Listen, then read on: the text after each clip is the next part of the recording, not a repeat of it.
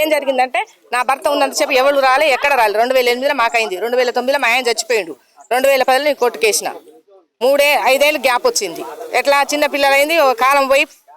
పొలాలు కాలేదు దీని పొలం వెంకల రాలేదు పొలం వెంకల రాకపోయేసరికి తర్వాత పొలం మీదకి వచ్చేసరికి వీళ్ళు వచ్చారు నా మీదకి ఇది మా పొలం మా లెక్క అని నీ పొలం నీకేముంది నా పొలం నాకేమో నేను చేసుకుంటాను ఎన్నిసార్లు వచ్చినా ఇదే గొడవ కొట్టుకోవటం చేయడం నా మధ్యన కూలీలు తీసుకొచ్చుకున్నా వాళ్ళని కొట్టి మా మీద కేసులు అయినాయి వాళ్ళ మీద కేసులు అయినాయి అదే జరుగుతుంది కానీ ఇళ్ళకి రాని ఎట్లా చేయట్లేదు అట్ట వాళ్ళు బలంతం చేస్తే కూడా నేను దున్ని నాటి పెట్టించిన అట్ట పెట్టిన వాళ్ళు జడగొట్టిన నేను కూడా మళ్ళీ వాళ్ళు జడగొట్టిన కానీ వాళ్ళ ఇంటిలో ఒక దగ్గర 20 మంది ఉంటారు నేను నా పిల్లలతో 6 ఉంటాం మేము నాకు ఎవరు సపోర్ట్ లేదు ఎక్కడ లేదు సరే ఎక్కడికి న్యాయానికి పోయినా కానీ పోలీస్ ప్రొటెక్షన్ తీసుకొచ్చుకుంటే మేము వస్తాం కానీ అంతవరకు రాన్నాడు ఫస్ట్ పాండరంగారెడ్డి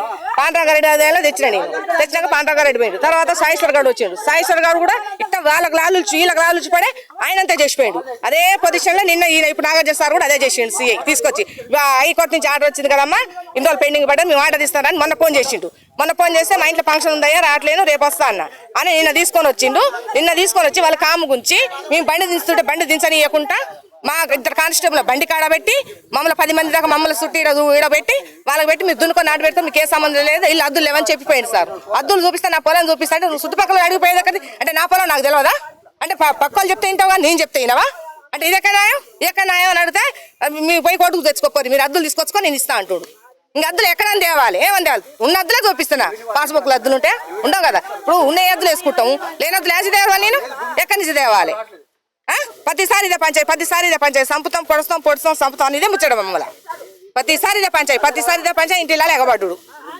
డిగ్రీ ఇచ్చింది డిగ్రీ ప్రకారం ఇండక్షన్ వచ్చిన తర్వాత నేను పోలీస్ ప్రొటెక్షన్ చేస్తాను ఊకే పొలం మీదకి వచ్చే పంచాయతీ ఉంటే సివిల్ మ్యాటర్ నేను ఇన్వాల్వ్ గాను సిఐ గారు ఉండి పోలీస్ డిపార్ట్మెంట్ ఎక్కడ కూడా సివిల్ డిపార్ట్మెంట్లో ఇన్వాల్వ్ కాదు సివిల్ రెవెన్యూ డిపార్ట్మెంట్ ఇన్వాల్వ్ కాదు అది అట్లానగా నేను కోర్టుకు వెళ్ళాను సార్ కోర్టుకు వెళ్తే కోర్టు పరం నుంచి నాకు పోలీస్ ప్రొటెక్షన్ ఇచ్చింది సార్ వీళ్ళ భూమికి మీరు ప్రొటెక్షన్ ఇవ్వాలి ఎవరు అడ్డు వచ్చినా తొలగించాలని చెప్తే మమ్మల్ని తొలగించి మా ఉన్న ఆర్డర్ మమ్మల్ని పక్క సైడ్ చేసి ఉత్తమాలను తీసుకొచ్చి ఫీల్డ్ మీద ఎంకరేజ్ మా ప్రతిసారి ఇదే పంచాయతీ సార్ వస్తున్నాడు ఫీల్డ్ మీదకి వస్తున్నాడు ఇగో ఇది భూమి చేసుకోరంటనే ఉండు మిమ్మల్ని ఆ సైడ్ పిలిచి వాళ్ళు దుండుకో అంటుండు మమ్మల్ని మేము వస్తే మాత్రం మేము పంచాయతీ చేస్తా అంటుండు నా పేరు దాసరాజు శ్యామ్ సుందర్ మా అమ్మగారు దాసరాజు పద్మ అసలు భూమి మా నాన్న పేరు మీద సార్ మా నాన్న 2009లో చనిపోయింది sir Dasaraju Nagaraju sir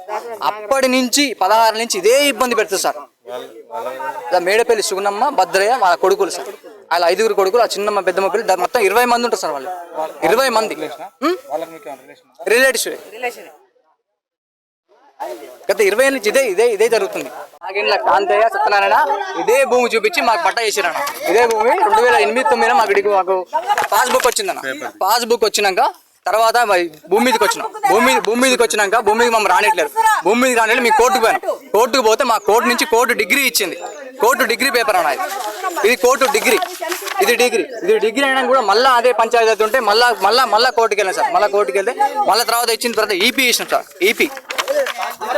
ఈపీలో police protection ఇచ్చారు ఈపీలో పోలీస్ ప్రొటెక్షన్ ఇచ్చింది దాన్ని కూడా పోలీస్ వాళ్ళు నిర్లక్ష్యం చేయడంతో తర్వాత మరలా హైకోర్టుకి వెళ్ళాం సార్ హైకోర్టుకి వెళ్ళినప్పుడు మళ్ళీ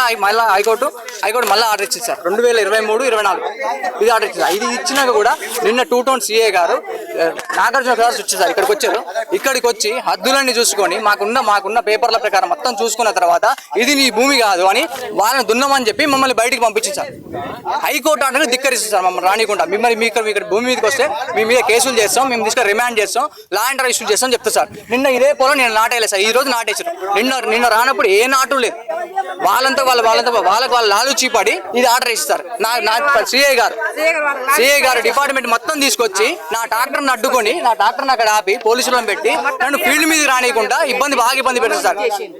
ఇప్పటికి ఇది పంచాయతీ సార్ 2016 నుంచి జరుగుతుంది సార్ 2009 నుంచి ఇప్పటి మరి జరుగుతుంది గత 16 ఏళ్ళుగా ఇదే పంచాయతీ సార్ గత 16 ఏళ్ళుగా ఇదే పంచాయతీ జరుగుతుంది ఇట్నే నిర్లక్ష్యం చేస్తారు సార్ ఓన్లీ అంటే వాళ్ళ కాడ డబ్బులు తీసుకుంటారు